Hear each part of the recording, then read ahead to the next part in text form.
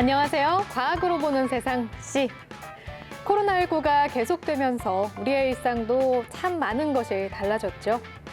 많은 분들이 공통적으로 하는 얘기 중 하나가 바로 나 너무 살쪘어. 왜 이렇게 살이 찌는 거야? 일 텐데요.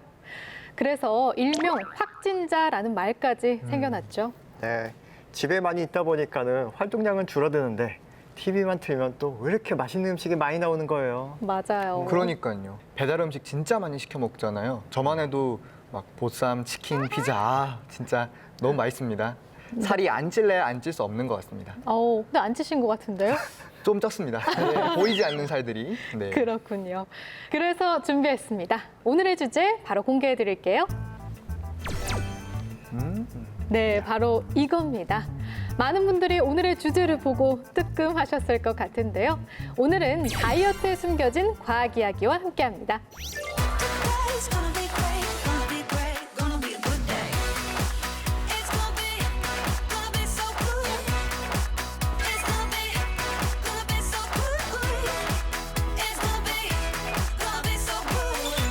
It's gonna be great, gonna be great, gonna be a good day.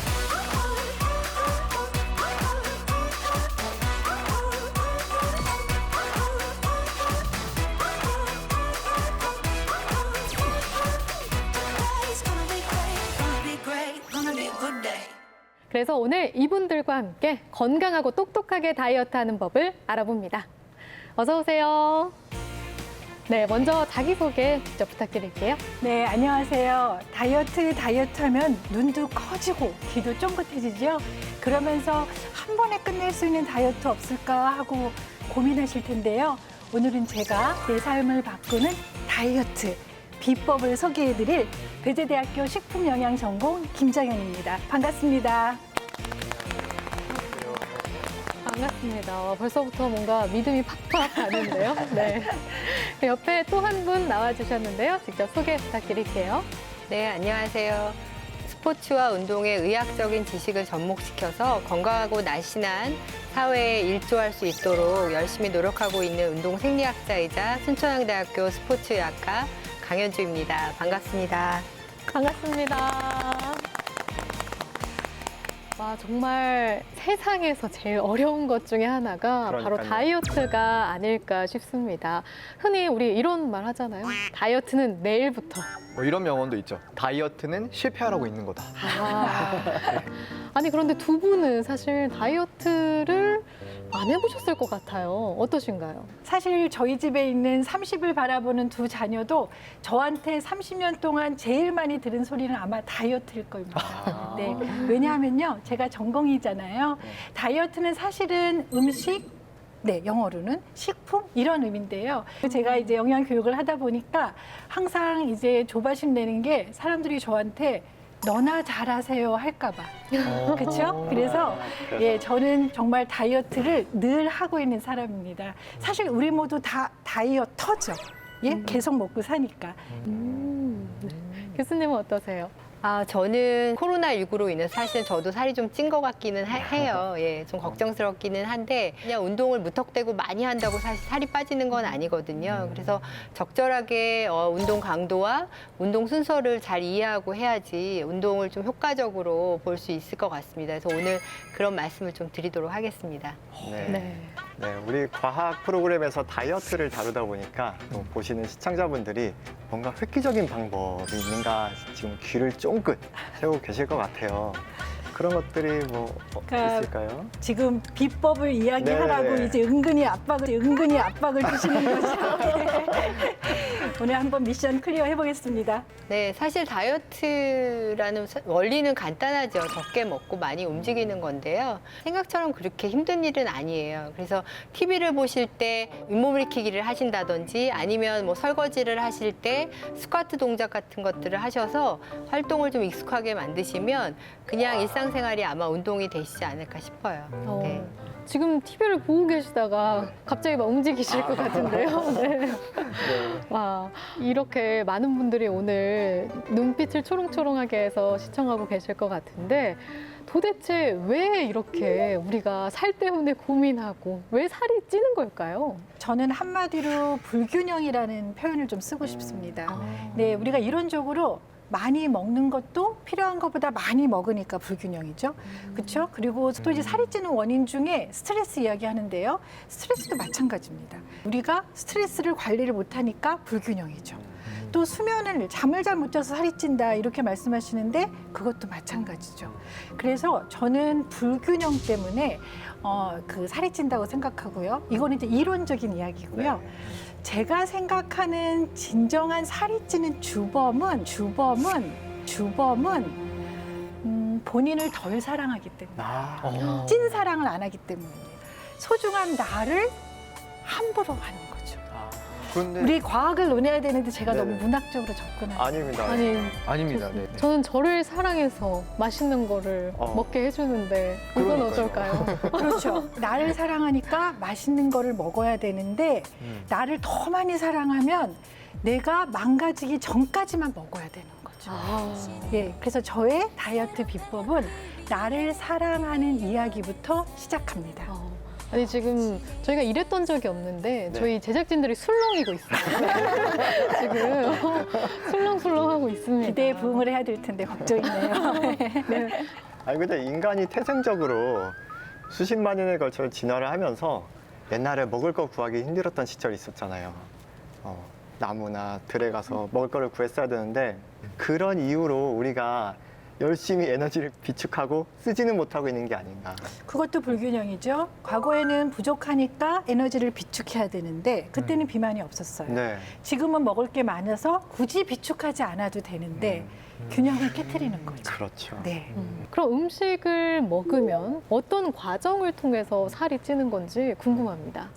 우리가 먹는 다양한 음식물 중에 체지방으로 저장되는 주 에너지원은 탄수화물과 지방입니다. 그래서 탄수화물은 이제 소화 과정을 통해서 근육이나 간의 글리코겐으로 저장이 되는 거고요.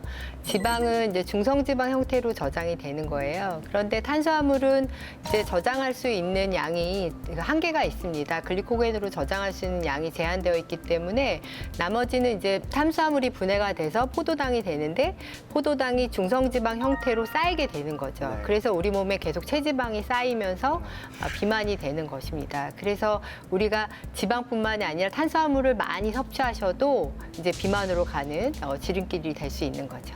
네.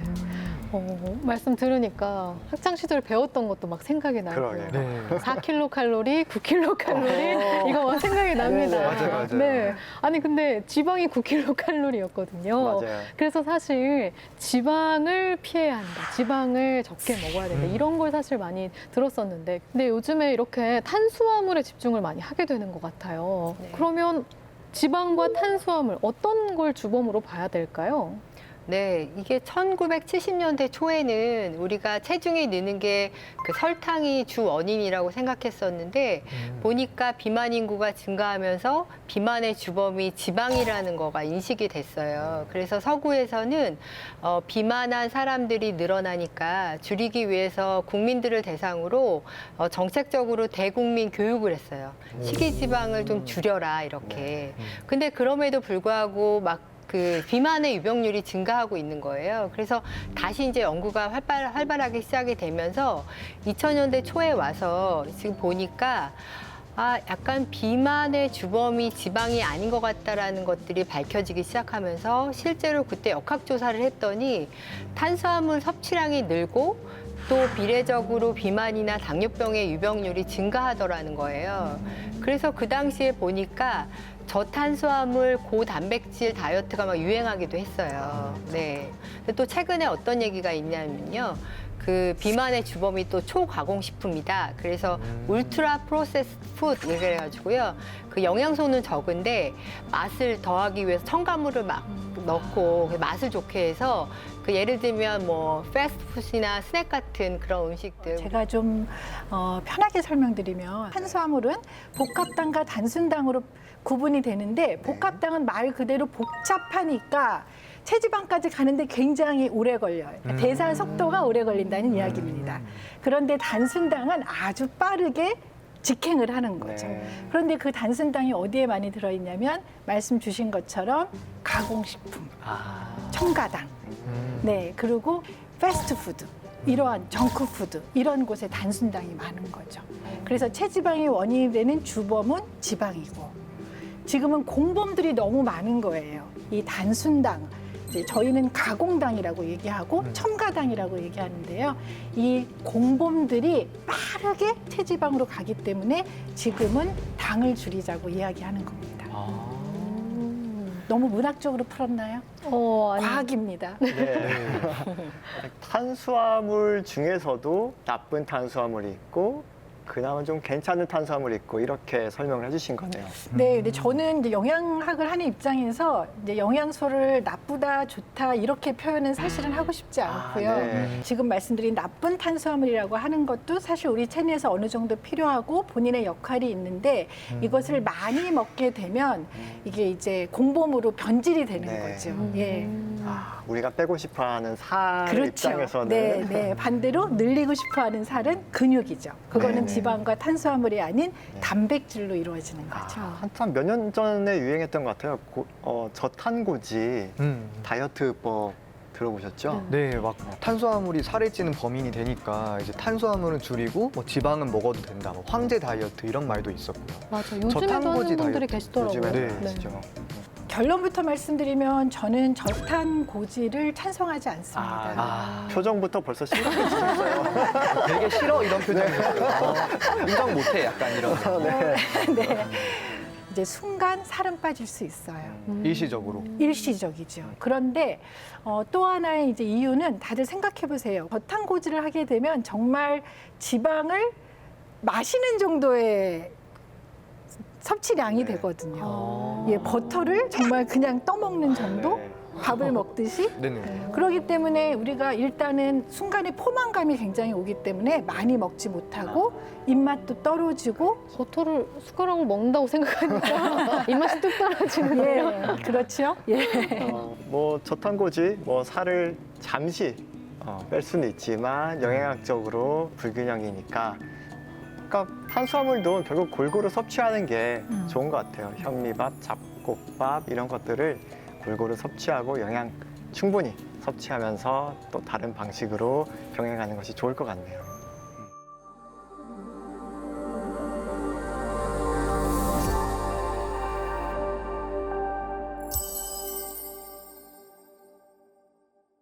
그럼 이제 운동 이야기를 또 빼놓을 수가 없을 것 같은데요. 저 같은 경우는 먹는 걸 사실 워낙 좋아해서 다이어트는 너무 힘들어. 저는 그래서 먹고 싶은 거를 그냥 조금씩 다 먹고 대신에 운동을 하자 주의거든요. 운동도 좋아하시잖아요. 네, 저는 운동을 참 좋아합니다. 다행이시네요. 네, 얼마 전에 자전거를 타고 이제 카이스트까지 갔다 왔었거든요. 그런데 물론 제가 막 칼로리를 엄청 소모를 하기 위한 목적은 아니었지만 요즘에 어플이 잘 되어 있어서 얼마나 소모했는지 뜨더라고요. 근데 이걸 보는 순간 아니 내가 그렇게 힘들게 갔다 왔는데 이것밖에 소모가 안 됐단 말이야? 이런 생각이 좀 들었어요. 도넛 하나에 200칼로리 정도 되는데 그 200칼로리를 소모시키기 위해서 우리가 1시간을 신나게 걸어야 되거든요. 그래서 저도 스포츠학과에서 저희 학생들 가르치면서 또 우리 저기 비만한 분들 또 만성질환자분들 운동 효과를 높이기 위한 그런 뭐 연구나 공부를 하고 있는데 실제로 먹는 데는 1분 또 빼는데 1년 걸린다는 우스갯소리도 있습니다. 그 정도로 운동이 아주 힘들긴 합니다. 이왕 하는 거 효과적으로 할 수 있는 비법 있을까요? 네, 제가 다이어트 하시는 분들한테 3가지 말씀드릴 얘기들이 있거든요. 잠깐 좀 소개를 해드릴까요? 네. 네, 좋습니다. 네. 다이어트를 계획하시는 분들한테 고려할 3가지 요소에 대해서 좀 말씀드리고 싶은데요. 첫 번째는 기초대사량을 높이는 방법입니다. 기초대사량은 우리가 호흡을 하거나 또 체온을 유지하거나 혈액을 순환할 때 그런 기본적인 생명 유지를 위해서 필요로 하는 최소한의 에너지량이거든요. 그래서 우리가 근력 운동을 통해서 근육이 대사를 활발하게 하면 기초대사량이 올라가는 거죠. 그래서 이렇게 기초대사량을 올리기 위한 운동을 하게 되면 근육의 속에 있는 글리코겐이라는 에너지를 쓰면서 우리가 체중을 또 줄일 수 있는 방법이 되는 것입니다. 그 다음 이제 순서로 뭐를 하면 좋을까요? 근력 운동 다음에. 유산소 운동. 네, 맞습니다. 네. 그 다음에는 이제 전신 근육을 사용할 수 있는 유산소 운동을 하게 되면 우리 몸 전체에 들어가 있는 이제 지방을 또 에너지로 쓸 수가 있는 거죠. 여기서 운동의 순서도 또 설명을 드릴 수 있겠습니다. 첫 번째는 기초대사량을 높여라라는 거고요. 두 번째는 뭐냐면 운동 시에 에너지 소비량을 늘려야 되는 거예요. 활동 시 대사량이라고 얘기하는데 우리가 운동 시 에너지 소비량을 늘린다는 것은 뭐 속보나 조깅이나 수영과 같은 말씀하신 것처럼 유산소 운동을 얘기하는 거예요. 그래서 유산소 운동을 할 때에는 에너지를 소비시키는데 그때 같이 산소를 쓰거든요. 그래서 산소를 많이 쓰면 쓸수록 또 우리가 에너지를 태우는 거예요. 그래서 여기서 이제 우리가 매트라는 개념을 좀 아시면 좋을 것 같거든요. 매트. 매트는 풀어서 쓰면 메타볼릭 이퀴밸런트라고 얘기하는 대사당량이에요. 그리고 단위는 밀리리터 퍼 케이지 퍼 민에 해당이 됩니다. 그래서 우리가 아무 활동을 하고 있지 않아도 우리가 에너지를 쓰고 산소를 소비를 하거든요. 그래서 아무 활동을 하지 않는 1매트 같은 경우에는 산소를 1분 동안에 체중 1kg당 3.5ml를 쓰게 돼요. 그러면 우리가 운동을 하게 되면 내가 얼마나 에너지를 쓰는지 궁금하잖아요. 그래서 그 운동의 최고는 사실 걷기라고 얘기하는 건데 걷기 운동을 할 때 우리가 이러한 대사 당량이 이제 증가하게 됩니다. 그래서 빠르게 걷기 운동을 할 때에는 4매치 정도의 이제 에너지를 쓰게 돼요. 산소를 사용하는 거죠. 그러면 1매치가 3.5니까 우리 스마트한 학생 몇이 될까요? 곱하기 14. 맞습니다. 예, 곱하기 4를 하면 14ml가 되는 거예요. 그래서 1분 동안에 체중 1kg당 14ml의 산소를 쓰는 거거든요. 그럼 예를 들면 50kg인 사람이 30분 동안 걸으세요. 그럼 어느 정도의 에너지를 낼까요? 우리가 계산해낼 수 있겠죠. 그래서 14ml 곱하기 50kg 곱하기 30분. 그러면 계산하면 이게 산소량이 나오는데요. 계산해 보면 몇이 될까요? 21,000. 맞습니다. 예, 21,000. 계산을 했다고? 너무 똑똑한데요. 네, 바로 답이 나오네요.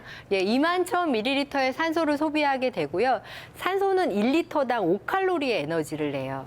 그래서 이 밀리리터를 리터로 바꿔주면 21리터 곱하기 대략 5칼로리의 에너지를 내는데 이 에너지를 내면 그러면 50kg인 사람이 30분 동안 빠르게 걸었을 때 우리가 어느 정도의 에너지를 쓸 수 있는 걸까요?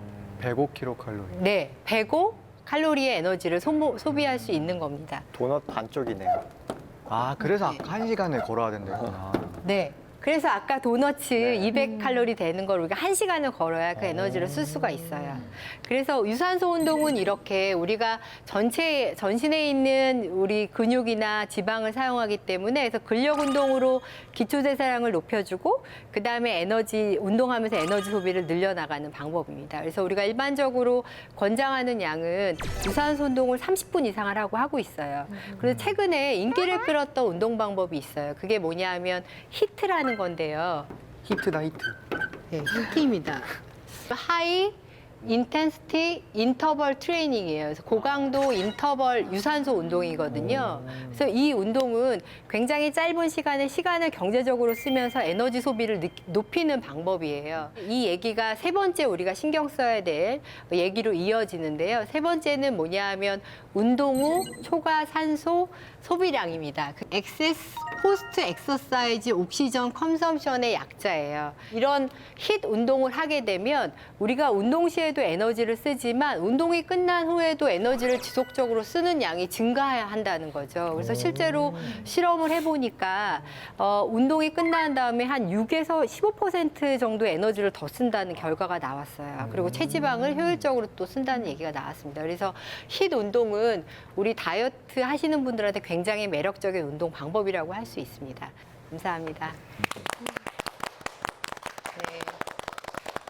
교수님, 그래서 아까 강연 듣다 보니까 여러 영어 용어들이 막 나오던데 네. 히트라는 운동법이 되게 궁금했거든요. 이게 좀 짧고 굵게 운동을 하는 것 같은데 정확히 운동 초보자들한테는 어떻게 해야 되는지 한번 알려주시면 좋을 것 같습니다. 네, 보통 기존에는 체지방을 연소하기 위해서 유산소 운동을 30분 이상 지속적으로 해라라는 게 이제 기존의 방식이었는데요. 보다 보니까 그렇게 하지 않아도 에너지 소비를 늘리는 방법들이 이제 개발이 되기 시작한 거죠. 강도를 조절하면서 이제 운동을 하는 거거든요. 그래서 최대로 내가 할 수 있는 정말 숨이 헐떡헐떡 찰 때까지 최대로 한 30초 정도 했다가 1분을 빠르게 걷다든지 이런 식으로 반복해서 하는 거고요. 그래서 시간은 뭐 10분, 15분 내외 내지는 어떤 경우는 그 예전에 한참 인기를 끌었던 타바타 운동이라고 있잖아요. 그거는 사실 4분 하는 히트 운동 중에 하나였거든요. 4분의 기적, 신개념 운동으로 전 세계적으로 알려진 타바타 운동은 개발자 이즈미 타바타 박사의 이름에서 따왔는데요. 원래는 스피드 스케이팅 선수의 체력 단련용이었다고 합니다. 그 제가 사실 책을 하나 썼는데 제가 만든 간헐적 운동이라는 것도 6분짜리 운동이에요. 시간은 짧지만 에너지의 효율을 높일 수 있는 많이 사용할 수 있는 방법입니다. 네, 근데 사람마다 소화할 수 있는 그 강도가 다를 텐데. 맞습니다. 네. 그럼 고강도 운동을 더 잘 소화할 수 있는 사람은 좀 더 길게 하면 더 좋은 건가요? 고강도 운동을 길게 유지할 수 있으면 굉장히 체력 수준이 좋은 거죠. 근데 고강도 운동이라고 하는 건 정말 숨이 찰 정도까지 하는 거라 그렇게 쉽게 막 오래 하기는 쉽지는 않을 것 같아요. 그래서 사람마다 강도 설정을 잘 해줘야 되거든요. 근력 운동과 유산소 운동의 운동 강도는 사실 설정이 좀 달라요. 그래서 근력 운동 같은 경우는 원 RM이라는 걸 써요. 원 레피티션 맥시멈이라는 걸 쓰는데 그게 뭐냐 하면 1회를 최대로 들어 올릴 수 있는 무게예요. 그래서 예를 들면 뭐 벤치프레스를 내가 100kg를 들 수 있다 그러면 100kg가 나의 100%가 되는 거예요. 그래서 100%를 닿으면 안 되잖아요. 힘든 거니까. 그래서 100kg에 몇 퍼센트, 예를 들면 30에서 뭐 50%로 몇 회 운동하세요. 라고 이렇게 운동 강도를 정해주는 거예요. 그래서 보통은 일반적으로 30에서 한 60%는 근지구력을 향상시키기 위한 운동 강도고요. 한 60에서 80%는 근력을 향상시키는 운동 강도라고 생각하시면 돼요. 그런데 유산소 운동은요, 주로 이제 어떤 강도를 이용하냐면 최대 산소 섭취량이나 최대 심박수라는 거를 이용해요. 최대 심박수는 이제 어떻게 구하냐면 220 마이너스 나이예요. 왜 220이냐면 사람이 심장이 가장 빨리 뛸 수 있는 횟수가 220이라고 합니다. 그래서 220을 기준으로 해서 나이가 들면서 이제 그 심박수가 줄어드는 거죠. 그래서 220 마이너스 나이가 되는 거고, 예를 들어서 만약에 40세의 최대 심박수를 구해라 그러면 220 마이너스 40하면 180회가 되겠죠, 분당. 그러면 180회를 기준으로 해서 몇 퍼센트의 운동을 하세요, 이렇게 이제 강도를 설정해 주는 거고요. 아까 히트처럼 고강도 운동을 할 때에는 그러면 180에 90%로 운동을 시작을 하는 거죠. 그러면 우리 스마트한 학생 180에 90%면 몇 정도까지 심박수가 올라가야 될까요? 162까지요. 162까지 이렇게 올라가야 되는 거죠. 그렇게 올라갔다가 그 다음에는 이제 강도를 낮추세요. 중강도. 그래서 중강도는 또 최대 심박수에서 64%에서 75% 정도 되거든요.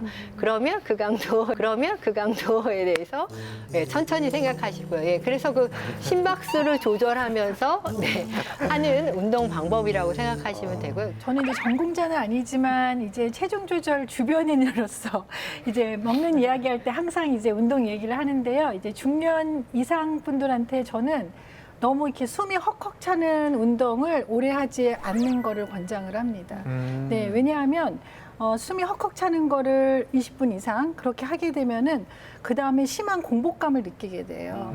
그래서 저희는 이제 그 좀 시간을 좀 오래 걸리면서 그 숨이 헉헉 차는 거를 굉장히 짧게, 그 다음에 다시 좀 릴렉스하고 좀 운동을 하고 그렇게 좀 진행을 하죠. 근데 이제 젊으신 분들은 좀 다른 얘기인 거 같고요. 계산하시면서 하셔도 될 것 같아요. 네. 충분히 가능할 것 같습니다. 계산하면서 운동하기. 계산하느라 이미 에너지를 다 썼습니다. 다이어트 얘기를 하다 보니까 유난히 뜨거운 분위기가 느껴지는데요. 이번에는 재미있는 퀴즈로 분위기를 좀 더 뜨겁게 달궈보겠습니다. 박사님의 시간인가요? 네, 맞습니다. 이정원의 잡학사전 시간을 시작하겠습니다. 제가 사진을 보내드릴 텐데요. 이 사진을 보고 퀴즈를 맞춰주세요. 하나, 둘, 자. 다들 잘 받으시네요. 자. 다들 잘 받으시네요. 너무 해보고 싶었어요. 잘 받으셨나요? 다이어트와 뗄래야 뗄 수 없는 뭔가를 측정하는 장치입니다. 이게 물이 채워져 있고 뭔가 통 안에 뭔가를 넣고 과연 무엇을 측정하는 장치일까요? 이거 좀 쉬운 것 같은데요? 아, 그래요?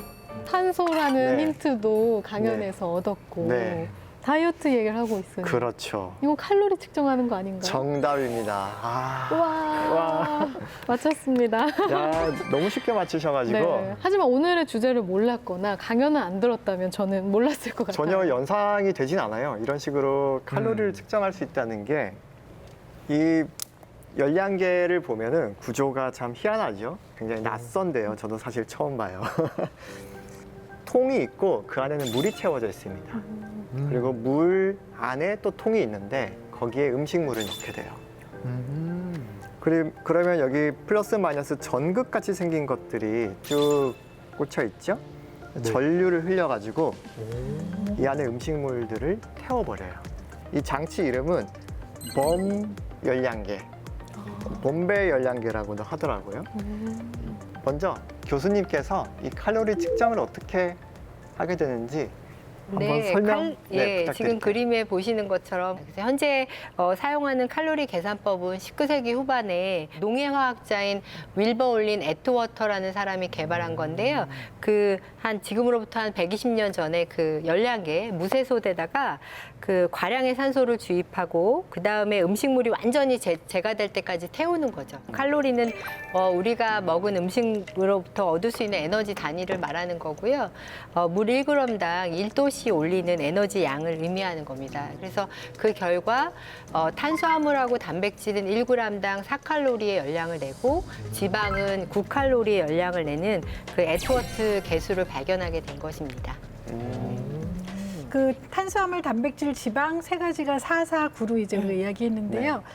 에너지를 내는 게 또 하나 있습니다. 영양소는 아니지만 알코올. 알코올? 네, 1g당 몇 킬로칼로리 될까? 이거는 꼭 얘기해드리고 싶어요. 아. 예.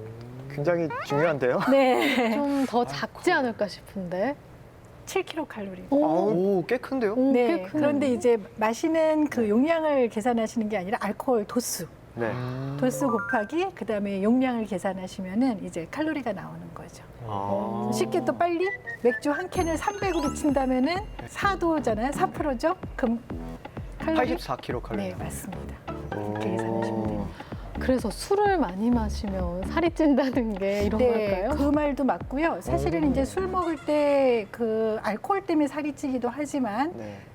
알코올만 먹지 않죠. 안주빨이죠. 그렇죠. 네, 안주 같이 먹고 그다음에 알코올을 많이 드시는 분들은 더 이제 이렇게 먹는 거를 계속 당기는 그 이제 효소가 체내에서 분비가 되기 때문에 더 많이 찌는 거죠. 좋습니다. 야, 부연 설명과 재미있는 알코올에 대한 얘기까지 해봤고 다음 문제 하나 더 준비되어 있어요. 이번에는 우리 선조들의 다이어트 비법에 대해서 한번 소개를 한번 해드릴게요. 조선시대 궁녀들이 다이어트 방법으로 몸에 어떤 음식을 바르는 방식으로 허리가 잘록해질 수 있다고 믿었다고 하는데요. 과연 조선시대 궁녀들이 몸에 무엇을 발랐을까요? 일단 몸에 뭐 바른다 하면 네. 전 된장. 된장. 된장을 바르면은 냄새가 근데 예전에 막 그 어떤 민간 치료로 막 네. 어디 아프면 바르고 이러지 않았나요? 근데 굉장히 비슷해요. 정말요? 네, 비슷해요. 비슷하다고요? 네. 고추장 고추장? 아닐까요? 지금 잘 가고 있어요. 소스로 그래요? 지금 소스를 생각하고 계신데 소스. 그럼 더- 간장? 정답입니다. 정말요? 와. 간장을 발라서 살을 뺄 수 있다고. 간장 다이어트. 네, 간장 다이어트. 근데 발라서 왜 뺄 수 있다고 생각했을까요? 저도 모를 일인데 그렇죠. 혹시 물어볼 수 없네요. 교수님께서 혹시 들으신 바가 있으신지요? 네, 몸에 발랐다는 얘기만 들으시고 네. 챙겨 먹었다는 얘기는 못 들으셨나 봐요. 아, 네. 네, 기록에 의하면은 그 체중 감량을 위해서 이제 초마늘, 그리고 초마늘. 이제 또 몸에 바른 거는 지금 말씀드린 것처럼 뭐 간장, 새우젓 이렇게 그 이제 발효식품이죠. 아. 예, 장류나 젓갈류를 이제 발랐다는 이야기가 있는데요. 이제 뭐 이론은 이렇습니다. 저희가 그 발효식품은 체내에서 이제 체지방을 분해하는 효과가 있는 거죠. 그래서 이제 발효하는 과정 중에 생긴 성분들이 이제 체지방을 좀 분해하기 때문에 허리에 바르면 이제 허리에 있는 네. 그 체지방이 좀 분해됐다는 건데요. 사실 효과적인 거를 생각하면은 섭취하는 것이 훨씬 더 효과적인 거죠. 그래서 이제 그 지금은 우리가 먹을 것이 굉장히 많아서 굳이 뭐 새우젓이라든지 간장 또 그 초마늘 이런 것들을 체중 감량을 위해서 이렇게 많이 드시진 않는데 그 자체는 우리 이제 굉장히 건강에 도움이 되고 또 이제 마늘 같은 경우는 다들 아시는 그 톡 쏘는 성분인 알리신이라는 성분이 체내에 굉장히 좋은 효과를 가지고 오고 위생적이고 살균 효과를 하고 또 항균 작용을 하고 있고 그리고 체지방을 분해하고 또 탄수화물이 흡수되는 것을 방해하고 이런 기능을 하고 있기 때문에 이제 도움을 받는 거죠. 근데 이제 뭐든지 과하면 안 좋잖아요. 이 만약에 마늘을 먹거나 간장 먹으면 어느 정도 먹어야 이게 좀 다이어트 효과를 볼 수 있을까요? 하루에 내가 체중을 정말 마늘을 먹어서 체중을 빼야 되겠다 이렇게 생각을 하면은 우리 창현 씨는 얼마나 드실 수 있으시겠어요? 저는 매워서 먹다가 포기할 것 네, 같은데요. 그리고 저희가 이야기할 때는 마늘은 어쨌든 양념류입니다. 그리고 네. 새우젓도 그렇고 간장도 그렇고 양념류이기 때문에 이게 많이 됐을 경우는 우리가 얻고자 하는 장점보다는 단점이 더 많아지기 때문에 그리고 네. 짠 음식은 다이어트에 거의 주범에 가까운 공범입니다. 나트륨. 네, 나트륨 네네. 섭취는 네. 방금 이 말씀 한마디로 저희 아버지 뱃살의 그 주범을 알게 됐습니다. 네, 짠 음식을 좋아하시거든요. 아, 너무 좋아하시는 네. 다이어트도 좋지만 영양 균형 맞추는 거 중요하고 나트륨도 좋지 않다. 우리 마늘 다이어트, 새우젓 다이어트 따라하시지 말길 바라겠습니다. 이정원의 잡박사전 여기까지입니다. 칼로리가 나와서 말씀드리는데 다이어트 할 때 항상 막 전자계산기 두드려가면서 칼로리 얼마고 내가 얼마 운동했으니까 얼마 빼고 이렇게 하시는 분들 굉장히 많잖아요. 이런 다이어트 방법은 잘 하고 있는 건가요? 그렇죠. 오. 네, 아까 제가 말씀드린 정말 본인을 정말 찐사랑하시는 찐사랑. 분들이죠. 예. 왜냐하면 정말 소중한 내가 먹는 먹을거리를 눈으로 확인하는 거죠. 그렇죠? 그리고 칼로리 계산까지 하는 거죠. 사실 아무나 하긴 어려워요. 이렇게 창현 씨 같이 계산이 빠르신 분이나 가능한 분이고 가능한 경우죠. 저희는 보다가 이제 계산이 막히는 경우인데요. 어쨌든 칼로리를 따져가면서 먹는다는 거는 본인 스스로 관리를 잘한다는 건데요. 저도 좀 하나 퀴즈를 내도 될까요? 아, 네네네. 네. 그 원래 제가 하는 건데. 네, 제가 좀 해보겠습니다. 칼로리는 가로보다 가로가 중요하다. 저 이거 어디서 본 것 같아요. 네네네. 역시. 칼로리는 식단보다 습관이 중요하다. 유튜브 같은 데서 본 것 같아요. 뭔가. 저는 어. 어디서 본 적 없는데 음. 그냥 저만의 답을 넣어보겠습니다. 저는 왜냐하면 골고루 다 먹고 싶어하는 주의이기 때문에 칼로리는 섭취보다 배출이 중요하다. 이게 소비. 네. 태우는 게. 저는 방금 그냥 떠오른 대로 얘기하면 칼로리는 생각보다 엄청 중요하다. 굉장히 창의적이시네요. 그냥 그 생각밖에 안 떠오르는데. 생각보다 엄청 중요하다. 네. 사실은 제가 생각한 답은 아니지만 모두 다 점수를 드리고 싶은 답을 했습니다. 네. 제가 생각한 정답은요. 칼로리는 양보다 질이 중요하다. 너무 당연한 얘기인가요? 양보다 질. 아니 근데 아니요. 말씀 들으니까 그러고 생각해 보니까 저희가 똑같은 뭐 200kcal를 먹는다고 하더라도 채소를 섭취하느냐 그리고 기름진 음식을 섭취하느냐에 따라서 이게 또 다르겠네요. 그렇죠. 제가 이렇게 좀 설명을 해보려고 해요. 우리가 일단 나한테 필요한 건강한 체중을 유지하기 위해서 필요한 칼로리가 있습니다. 이거는 일단 계산을 해내셔야 돼요. 아까 이제 교수님이 주신 네네. 소비 에너지도 있고 하기 때문에 거기에 맞춰서 이제 계산을 해주시는데 그거에 양에 충족되는 것도 중요하지만 어떻게 구성하느냐가 중요하다는 거죠.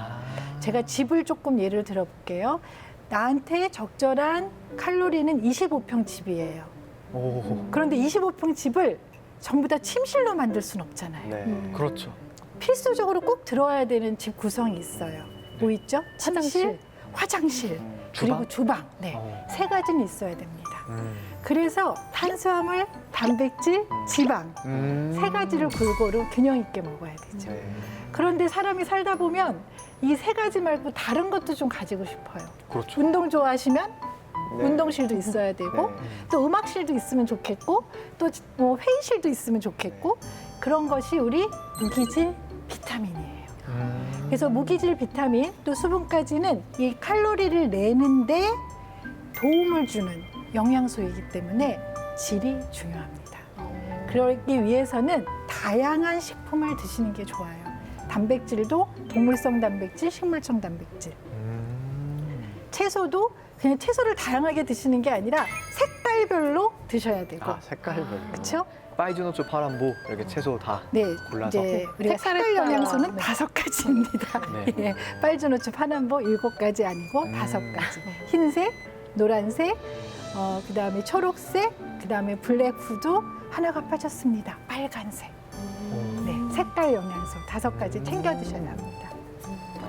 왜냐면 색깔에 따라서 영양소가 다 다르게 들어있다는 얘기를 본 것 같아요. 왜 당근에는 뭐 안토시안 아닌가? 그런 거 막 네, 있고 맞습니다. 뭐 네, 그런 네. 이름들이 어려웠는데 네. 색깔에 따라서 되게 영양소도 다르더라고요. 맛뿐만 아니라. 저희가 블랙푸드, 뭐 이렇게 빨간색 영양소, 뭐 녹황색 채소 이렇게 얘기하는 색깔 채소들을 조금 드셔야 되고요. 한국인은 어느 색깔을 많이 먹냐면 흰색 채소를 많이 먹습니다. 무, 배추를 배추. 많이 먹고 양파 이렇게 많이 먹기 때문에 아, 양파.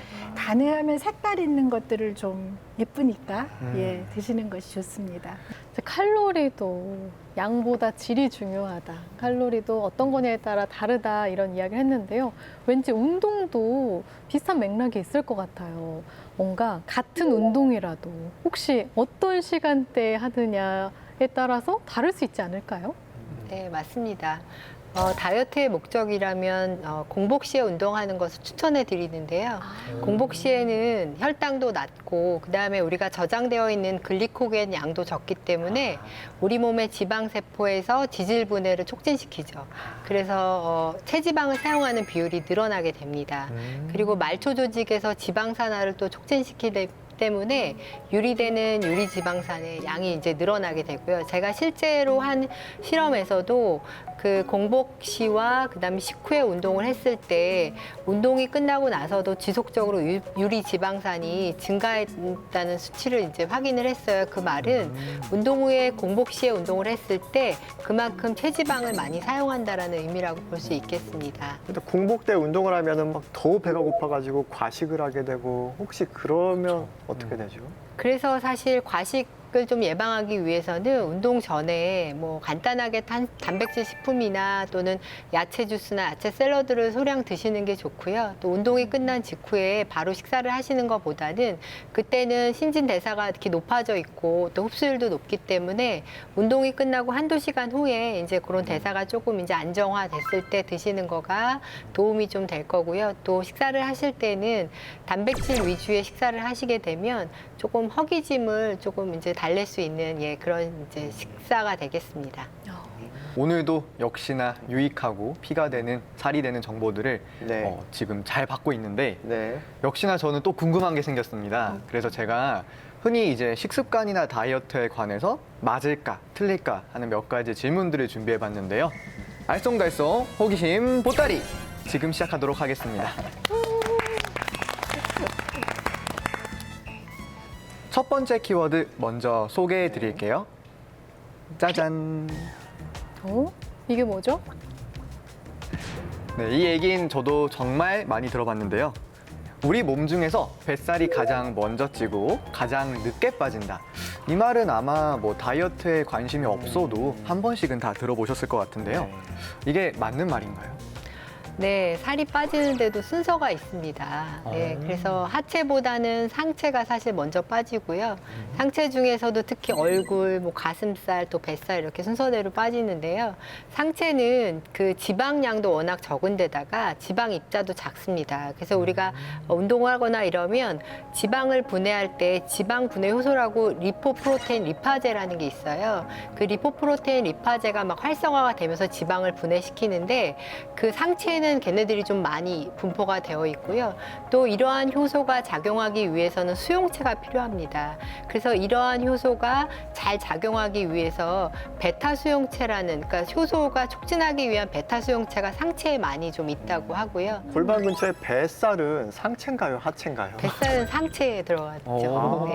허벅지나 엉덩이 부분보다는 뱃살이 사실 먼저 빠지긴 하죠. 근데 워낙에 지방량이 많이 있기 때문에 우리가 체중이 빠져도 그 느낌을 별로 못 받는 거예요. 아, 그러니까 워낙 네. 뱃살이 많기 네, 때문에 뱃살이 많기 잘 때문에. 체감이 안 간다. 네네. 그래서 상체는 이제 얼굴살, 가슴살, 뱃살 뭐 이런 게 대표적인데 가장 지방이 적게 분포되어 있는 얼굴살이 가장 많이 빠진 것처럼 사실 보이는 처럼 것도 보이네요. 이유가 있죠. 다음 키워드로 넘어가 보도록 하겠습니다. 이번 키워드는요. 짠! 짠! 네, 2개인가요? 2개를 준비해봤습니다. 자꾸 배랑 관련해서 질문드려 죄송한데 바로 밥배, 디저트 배입니다. 아, 이거는 저도 굉장히 궁금해요. 막 여자친구랑 데이트를 할 때 같이 밥을 먹어도 저는 굉장히 배가 부른데 갑자기 밥을 먹고 나더니 빙수 먹고 싶지 않냐, 아이스크림 먹고 싶지 않냐 이렇게 라고 말을 많이 하거든요. 그러면서 막 여자들은 막 밥배랑 디저트 배가 따로 있어 막 이렇게 말을 하는데 이건 뭐 과학적으로 조금 사실이 있는 부분인가요? 따로 있다고 생각합니다. 저는. 강력하게 따로 주장하시네요. 있어야 합니다. 네. 물리적인 구조상에 따로 있지는 않지만 그 실제 실험에 따르면은요, 충분히 많이 먹었는데도 디저트를 늘 먹는 사람은 디저트가 눈앞에 이렇게 있으면 위에서 이렇게 공간을 내려간다는 실험 결과가 있습니다. 아, 스스로요? 네, 그러니까 오. 개인의 식사 습관에 아, 맞춘다고 이야기하면 되는 거죠. 그래서 밥배, 디저트배를 가지고 있는 사람은 디저트를 먹어야만 식사가 끝난다고 생각을 하는 거예요. 이 원리를 저는 이제 체중 조절할 때 적용을 합니다. 그러니까 우리가 체중 조절을 하게 되면은 덜 먹어야 되잖아요. 네. 덜 먹는다는 생각을 하는 순간부터 스트레스를 받기 때문에 더 허기가 지는 걸 느껴요. 그래서 이제 저는 이렇게 표현을 하죠. 내가 나를 이제 속이는 거죠. 예를 들자면 밥을 받았는데 체중 조절하기 위해서 남기면 그걸 계속 미련을 보는 거죠. 네. 먹어야 되나 말아야 되나. 네. 그럼 그때부터 다시 허기가 지거든요. 아. 그러니까 이제 먹기 전에 덜어내고 먹는데 마치 원래 먹는 것처럼 저작 활동을 똑같이 해주시는 거예요. 아, 그럼 우리 위가 페이킹 당해요. 네네. 덜 먹었다고 생각하지 않거든요. 그렇기 때문에 소화도 천천히 똑같이 이루어지고 그다음에 내가 포만감을 그대로 유지할 수가 있습니다. 결국 스스로를 속여야겠네요. 잘 그러네요. 길들이고. 사랑하기 때문에. 체면을 막 거는 거예요. 네. 우리 뇌가 인지하는 순간부터 더 이제 먹고자 하는 그런 호르몬이 분비가 되기 때문에 내가 체중 조절을 하고 있다는 걸 인지하지 않게 해주시는 게 필요해요. 이상으로 오늘의 알쏭달쏭 호기심 보따리 마치도록 하겠습니다.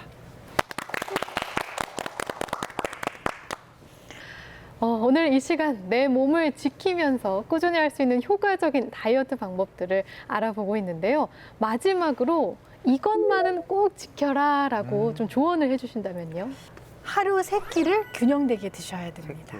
죄송합니다. 안 지킨 지 10년이 넘어서. 아침, 점심, 저녁. 네, 이 3끼를 균형되게 먹어야 되는데요. 셋 중에 어느 끼니를 제일 중요하게 생각해야 하냐면 아침 식사입니다. 아이고. 아침은 우리가 영어로 브렉퍼스트라고 해서 공복을 깨는. 네, 그래서 아침을 먹어야 그 다음에 하루의 활동량을 충당할 수 있기 때문에 네. 아침 식사를 저는 4 내지 5. 그 다음에 점심 식사는 더 많이. 그 다음에 저녁은 한 2 정도. 적게. 네. 그리고 이 저녁을 이 정도에는 이 부분이 있습니다. 취침 전 4시간은 공복 상태를 유지해줘야 돼요. 네. 그럼 우리가 취침을 8시간 정도 하게 되면 12시간 정도 공복을 유지하기 때문에 아침 식사를 먹어주는 것이 의미가 있는 거죠. 네, 요것만 2달 지키면 아마 치마 허리가 돌아갈 겁니다. 아, 진짜요? 네, 치마울이 돌아가지 않으시면 저한테 연락 주세요. 네. 이제 마지막 공식 질문만을 남겨두고 있습니다. 그래서 다이어트는 뭐다? 이 빈칸에 각자만의 답을 넣어주시면 되는데요. 저부터 해보겠습니다. 네. 좋습니다. 그래서 다이어트는 평생의 숙제다. 라고 생각합니다. 네. 야. 이게 보통 숙제라는 게 끝이 있잖아요. 끝이 있고 제출이 있는데 다이어트는 태어나서 이렇게 또 갈 때까지 계속 자기를 가꾸면서 지켜나가야 되는 평생의 숙제라고 생각을 했어요. 네. 그럼 다음은 제가 해보겠습니다. 다이어트는 나를 알고 적을 알면 백전백승이다. 아. 일단 나를 알아야 될 것 알아야 같아요. 돼. 운동도 그렇고 먹는 것도 그렇고 내가 어떤 사람인지 어떨 때 잘 맞는지 알아야 되고요. 그리고 음식도 얘가 몇 칼로리고 저 운동은 어떤 데 좋은 운동이고 이런 걸 또 알면 성공적인 다이어트를 할 수 있겠다라는 생각이 들었습니다. 그러면 다음은 제가 할까요? 그래서 네, 교수님께서 아까 얘기해 주실 때 너무 공감이 됐던 얘기였는데요. 다이어트는 나를 사랑하는, 나를 가장 사랑하는 방법이다. 저는 이렇게 정의를 내리고 싶습니다. 예, 물론 멋진 외모나 체형을 위해서 우리가 다이어트도 하지만 사실 비만하다는 거는 우리가 건강을 저해시키는 가장 큰 위험 요인이 되거든요. 그래서 우리가 비만해지면 여러 가지 질병이 발생할 수가 있어요. 그래서 질병이 발생하기 전에 내 몸을 잘 관리하는, 그래서 계속 다이어트를 하면서 건강한 몸을 만들어주는 나를 가장 사랑하는 방법이 되지 않을까 이런 생각이 듭니다. 저는 이제 조금 정리를 하면 다이어트는 나를 위한 내가 하는 찐사랑이다. 찐사랑. 네. 역시 한결같은 사랑을 주셨습니다. 찐사랑. 이제 박사님께서는 이 모든 것을 정리해 주십니다.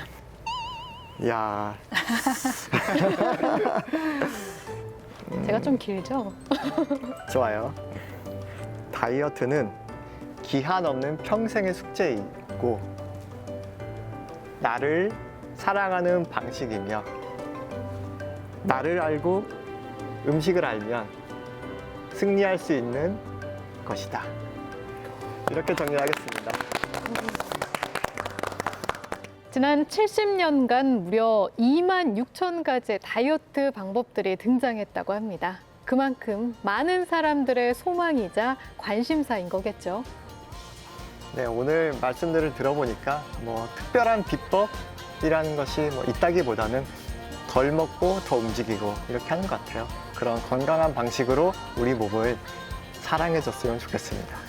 저희가 준비한 소식은 여기까지입니다. 다음 시간에도 유익하고 유쾌한 과학 이야기 들고 찾아올게요. 그럼 모두 함께 외쳐볼까요? 과학으로 보는 세상, 씨!